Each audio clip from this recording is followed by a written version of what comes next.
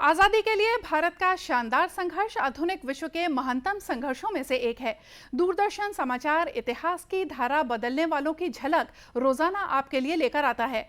आज हम बात कर रहे हैं जनजातीय वीर स्वतंत्रता सेनानी बिरसा मुंडा की, जिनके नेतृत्व में 19वीं सदी के आखिरी दशक में किया गया मुंडा विद्रोह 19वीं सदी के सबसे ज्यादा महत्वपूर्ण जनजातीय आंदोलनों में से एक है।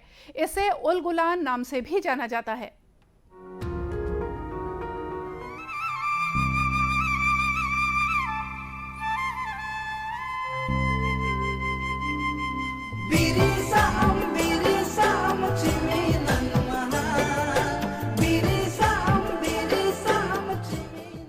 आज निडर स्वाधीनता सेनानी और आदिवासी नायक बिरसा मुंडा की जयंती है। उनका जन्म 15 नवंबर 1875 को मौजूदा झारखंड के खूंटी जिले के उलिहातू गांव में हुआ था।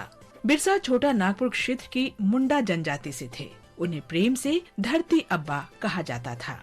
उन्होंने अपने अनुयायियों को जनजातीय जड़ों की तरफ लौटने और अपनी परंपराओं का पालन करने के लिए प्रोत्साहित किया। बिरसा को विश्वास था कि स्वशासन ही जनजातीय अधिकारों की रक्षा करने का एकमात्र रास्ता है। उन्होंने अबुआ राज सितेरे जना महारानी राज तुंडू जना का नारा दिया था, जिसका मतलब है आओ महारानी का शासन समाप्त करें और अपना शासन कायम करें।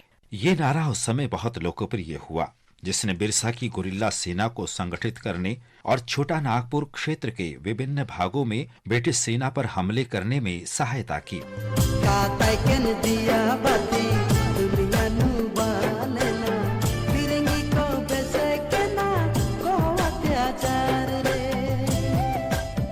1890 के दशक के आखिर में बिरसा ने सामंतवादी शासन प्रणाली को उखाड़ने के लिए कमर कस ली थी, जिसे अंग्रेजों ने आदिवासी वन भूमि के लिए शुरू किया था। इस प्रणाली के तहत अंग्रेजों ने अन्य राज्यों के लोगों को आदिवासियों की भूमि पर काम करने के लिए आमंत्रित किया और सारा मुनाफा खुद हड़पने लगे। इस प्रकार जमीन के मूल मालिक लाचार हो गए और उनकी आजीविका पर बुरा असर पड़ा। मार्च 1900 में अंग्रेजों और गुरिल्ला सेना की लड़ाई के बीच चक्रधरपुर में जामकोपई के जंगल में बिरसा को गिरफ्तार कर लिया गया। कुछ महीने बाद हिरासत में ही उनका निधन हो गया। भारत के स्वतंत्रता संघर्ष का वो नायक 24 वर्ष की उम्र में 9 जून को शहीद हो गया।